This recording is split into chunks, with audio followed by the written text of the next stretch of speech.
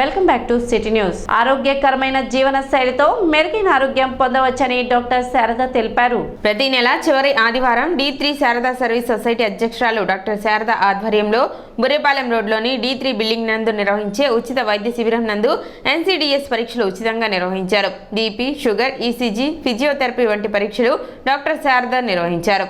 జీవన విధానం, ఆహార నియమాలు, వచ్చిన వ్యాధులను ఏ విధంగా అధిగమించాలి అనే విషయాలపై డాక్టర్ శారద అవగాహన కల్పించారు. అనంతరం వైద్య పరీక్షలను నిర్వహించిన వారికి ఉచితంగా మందులు పంపిణీ చేశారు.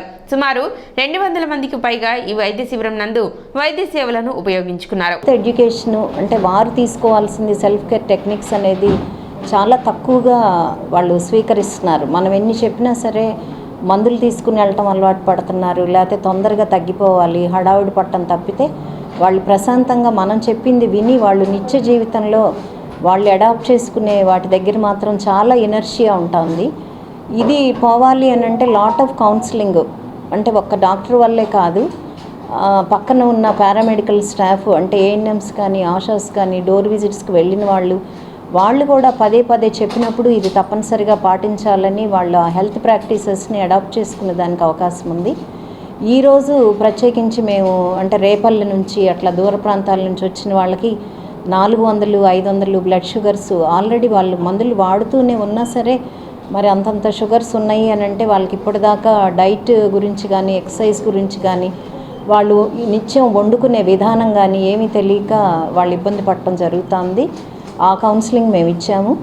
ఇక్కడ ECGs ఫ్రీగా చేస్తున్నాము, అట్లానే డైట్ కౌన్సిలింగ్ ఫ్రీగా చేస్తున్నారు, ఫిజియోథెరపీ ఇస్తున్నాము. ఇవన్నీ కూడా మరి ప్రజలు వినియోగించుకుని వాళ్ళ జీవనశైలిని మార్చుకున్నప్పుడు తప్పనిసరిగా మనం ప్రగతి సాధిస్తామండి.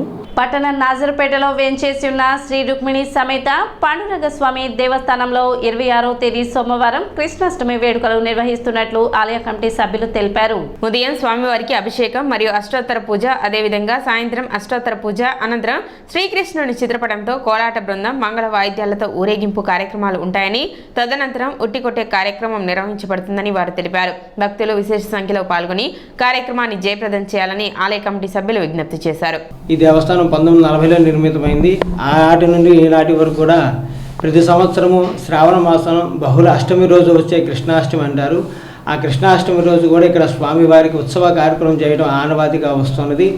దాని సందర్భంగా రేపు 26/8/2024 సోమవారం కృష్ణాష్టమి, శ్రీకృష్ణ జయంతి అంటారు, శ్రీకృష్ణాష్టమి. ఆ రోజున ఉదయం 7 గంటలకు శ్రీ రుక్మిణీబాయి సమేత పాండురంగ స్వామి వారికి పంచామృత సుగంధర్వి అభిషేకము, తదనంతరం పూజా కార్యక్రమం, తీర్థప్రసాదాల వినియోగం ఉంటుంది.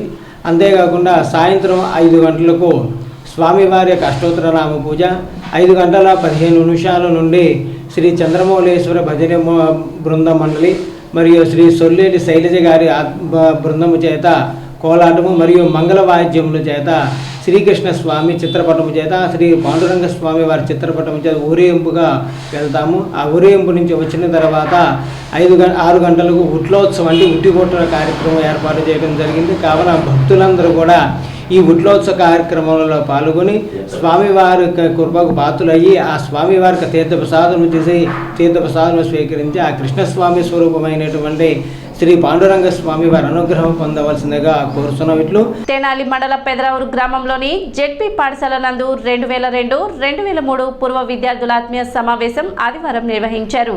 ఈ సందర్భంగా స్నేహితులంతా ఒకటే చిన్ననాటి మధుర స్మృతులను నెమరవేసుకున్నారు. తమ ఉన్నతికి బాటలు వేసిన గురువులు తల్లం వెంకట సుబ్బారావు, కొడారి రాజలక్ష్మి, పమిడి ముక్కల వరలక్ష్మి, షేక్ అబ్దుల్ సత్తార్, వరికుటి శ్రీనివాసరావులను ఘనంగా సత్కరించారు. ఆత్మీయ స్వాగతంతో గురువుల సేవలను గుర్తు చేసుకున్నారు.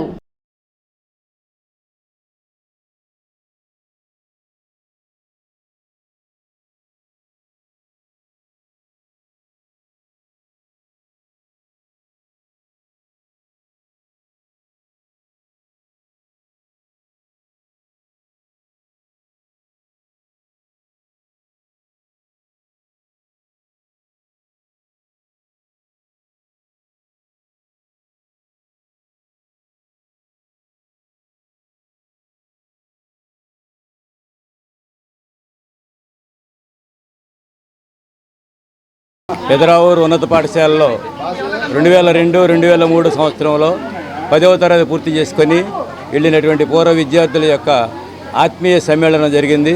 ఈ ఆత్మీయ సమ్మేళనంలో గతంలో వారితో పాటు ఈ పాఠశాలలో పనిచేసినప్పుడు ఎవరెవరైతే ఉన్నారో ఆ టీచర్స్ అందరినీ కూడా గుర్తుపెట్టుకొని వాళ్ళని ఆహ్వానించి వాళ్ళకి సన్మానం చేయడం చాలా సంతోషం. మరి ఈ పాఠశాలలో 20 సంవత్సరాల క్రితం చదువుకున్నటువంటి వాళ్ళు మరలా అందరూ గదరై వివిధ ప్రాంతాల నుంచి ఇచ్చేసి మరి ఆనందాన్ని పంచుకోవడం జరిగింది. మరి బ్యాచ్లో చదువుకున్నటువంటి వాళ్ళలో చాలామంది ఉన్నత చదువులు చదువుకున్నారు. గృహిణిగా అలాగే వ్యాపార రంగంలోనూ ఉద్యోగ రంగంలో కూడా రాణిస్తూ ఉన్నారు. వారందరూ కూడా మంచి భవిష్యత్తు కలిగినటువంటి వాళ్ళ యొక్క సంతానంతో మరి భగవంతుడు వారికి ఆయురారోగ్యాలు కలుగజేయాలని మనసారా మేమంతా కూడా ఉపాధ్యాయులను కోరుకుంటున్నాం. పూర్వ విద్యార్థులు ఆత్మీయ సమ్మేళనాన్ని ఏర్పాటు చేసి మమ్మల్ని అందరిని ఆహ్వానించారు. వారందరూ కూడా మా దగ్గర చదువుకున్నటువంటి విద్యార్థులు. వారందరూ మంచి మంచి స్థాయిలో ఉన్నందుకు మేమందరం కూడా చాలా సంతోషిస్తున్నాం. వారి గురువుల పట్ల వారికి ఉన్నటువంటి గౌరవభావాన్ని, పూజ్యభావాన్ని వ్యక్తీకరించుకున్నారు. వాళ్ళందరూ కూడా కొంతమంది మంచి మంచి ఉద్యోగాల్లోనూ వ్యాపార రంగాల్లోనూ రాణిస్తూ ఉన్నారు. వాళ్ళ విధంగా మంచి స్థాయిలో ఉండడం మాకెంతో ఆనందదాయకం. భవిష్యత్తులో కూడా వారు ఇంకా మంచి పురోభివృద్ధిని సాధించాలని మనసారా కోరుకుంటున్నాం. ఈరోజు పెదరావూర్ హై స్కూల్లో 22 సంవత్సరాల తర్వాత మేమందరం పూర్వ విద్యార్థులు ఇక్కడ గ్యాదర్ అవ్వడం జరిగింది. మేమందరం చాలా సంతోషంగా ఉన్నాం. 21 సంవత్సరాలు కంప్లీట్ చేసుకొని 22వ సంవత్సరం జరుగుతూ ఉండగా మేము ఇంతమంది మా టీచర్స్ని, మా ఫ్రెండ్స్ని అందరిని కలగటం చాలా సంతోషంగా ఉంది. మా స్కూల్లో ఉన్న ప్రతి ఒక్కరూ ఎన్నో విజయాలు సాధించారు. చాలామంది చాలా విధాలుగా అన్ని విధాలుగా మంచి స్థితిలో ఉన్నారు. అలానే ఇంకా ఉండాలని కోరుకుంటున్నాం. విద్యుత్ స్మార్ట్ మీటర్లను ఉపసంహరించుకోవాలని సిపిఐ డిమాండ్ చేసింది. ఈ సందర్భంగా వారు మాట్లాడుతూ మీటర్లను ఉపసంహరించుకోలేకపోతే మరో విద్యుత్ ఉద్యమం తప్పదని ఆ పార్టీ జిల్లా కార్యదర్శి జంగాల అజయ్ కుమార్ హెచ్చరించారు. అన్ని వర్గాల ప్రజలపై స్మార్ట్ మీటర్ల భారం పడుతుందని ఆయన తెలిపారు. ప్రభుత్వం వెంటనే ఈ నిర్ణయాన్ని ఉపసంహరించుకోవాలని అజయ్ కుమార్ కోరారు. స్మార్ట్ మీటర్ల పేరుతోటి అదానీ కంపెనీ, షిరిడి సాయి కంపెనీ గత వైసీపీ ప్రభుత్వం హయాంలోనే టెండర్లు దక్కించుకుంటే ఆనాడు ప్రతిపక్షంలో ఉన్నటువంటి తెలుగుదేశం పార్టీ వ్యతిరేకించడం అనేది జరిగింది. కానీ వాళ్ళ గుజరాత్ నుండి స్మార్ట్ మీటర్లు ఇప్పటికే విజయవాడ నగరానికి అనేక కరెంటు కార్యాలయాలకి చేరుకోవడం జరిగింది రాష్ట్ర వ్యాప్తంగా. అసలు ఈ దుర్మార్గమైన ప్రక్రియను ప్రవేశపెట్టింది నరేంద్ర మోడీ అయితే దాన్ని ప్రారంభంలో టెండర్లు పిలిచి అదానికి, షిరిడి సాయి కంపెనీకి ఇచ్చింది జగన్మోహన్ రెడ్డి అయితే దాన్ని వ్యతిరేకించిన టీడీపీ ఇప్పుడు అమలు జరపడానికి ప్రయత్నించడం దారుణమైనటువంటి విషయం. ప్రభుత్వ సంక్షేమ హాస్టల్స్ లో కనీస మౌలిక సదుపాయాలు కల్పించాలని ఏఐఎస్ఎఫ్ డిమాండ్ చేసింది. ఈ నెల 27, 28, 29 తేదీల్లో రాష్ట్ర వ్యాప్తంగా అన్ని కలెక్టరేట్ల ముందు రిలే నిరసన దీక్షలు చేపట్టనున్నట్లు ఏఐఎస్ఎఫ్ రాష్ట్ర అధ్యక్షులు జాన్సన్ బాబు తెలిపారు. కొత్తపేటలోని సిపిఐ కార్యాలయంలో నాజర్జీ ఇతర నాయకులతో కలిసి ఆయన మీడియాతో మాట్లాడారు. జీవో 77ను రద్దు చేయాలని, నూతన విద్యా విధానం ద్వారా మూసివేసిన స్కూల్స్ ను తిరిగి ప్రారంభించాలని డిమాండ్ చేశారు. ఇప్పుడు ఏర్పడినటువంటి నూతన ప్రభుత్వం కావచ్చు, గతంలో ఉన్నటువంటి ప్రభుత్వాలకైనా సరే ఏఐఎస్ఎఫ్గా పలుమార్లు వినతులు, ధర్నాల రూపంలో సమస్యను తెలియజేయడం జరిగింది. కానీ కనీసం విద్యార్థులకు అందాల్సినటువంటి మౌలిక సదుపాయాలు కల్పించడంలో గత ప్రభుత్వమైనా ఈ ప్రభుత్వమైనా విఫలమైందని చెప్పేసి తెలియజేసుకుంటా ఉన్నాం. ప్రధానంగా విద్యార్థులకు ఈ రాష్ట్రంలో దాదాపుగా 30% విద్యార్థులకు కనీస మౌలిక సదుపాయాలు లేకుండా ఇబ్బంది పడుతూ ఉన్నారు. యుద్ధ ప్రాతిపదికన మరి హాస్టల్ సమస్యలు, మౌలిక సదుపాయాలు వెంటనే పరిష్కరించాలనే ఉద్దేశంతోనే ఈ నెల 27, 28, 29 తారీఖుల్లో రాష్ట్ర వ్యాప్తంగా అన్ని కలెక్టరేట్ల ముందు నిరసన కార్యక్రమానికి రిలే నిరసన దీక్షలు చేపడతా ఉన్నాం. శాస్త్ర భవనాలు లేక అనేక మంది విద్యార్థులు తీవ్ర ఇబ్బందులు పడుతూ ఉన్నారు. ఇది గుంటూరు నగరం విద్యా కేంద్రం ఉన్నప్పటికీ ఇక్కడ పూర్తిగా ఎస్సీ, ఎస్టీ, బీసీ వర్గాల విద్యార్థులు అటు ప్రకాశం నుంచి ఇటు కృష్ణా జిల్లా వరకు వచ్చి గుంటూరులో కాళ్ళు చదువుకుందామని చెప్పని కలలుగంటే ఈ రాష్ట్ర ప్రభుత్వం మాత్రం ఈ పేద వర్గాల విద్యార్థులకి పూర్తి స్థాయిలో మొండి చేయి చూపిస్తూ ఉంది.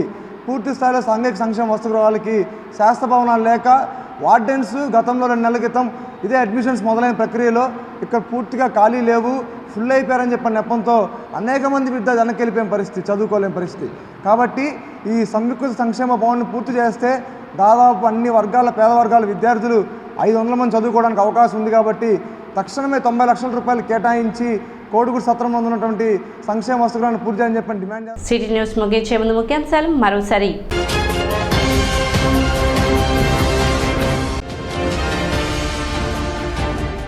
D3 శారదా సర్వీస్ సొసైటీ ఆధ్వర్యంలో ఉచిత వైద్య శిబిరం.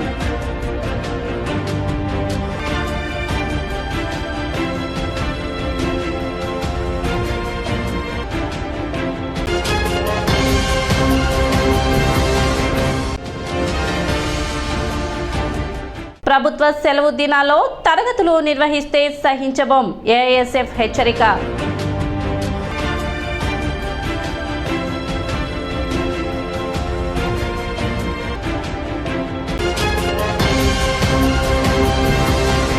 సిటీ న్యూస్ ఇంతటితో సమాప్తం. నమస్కారం.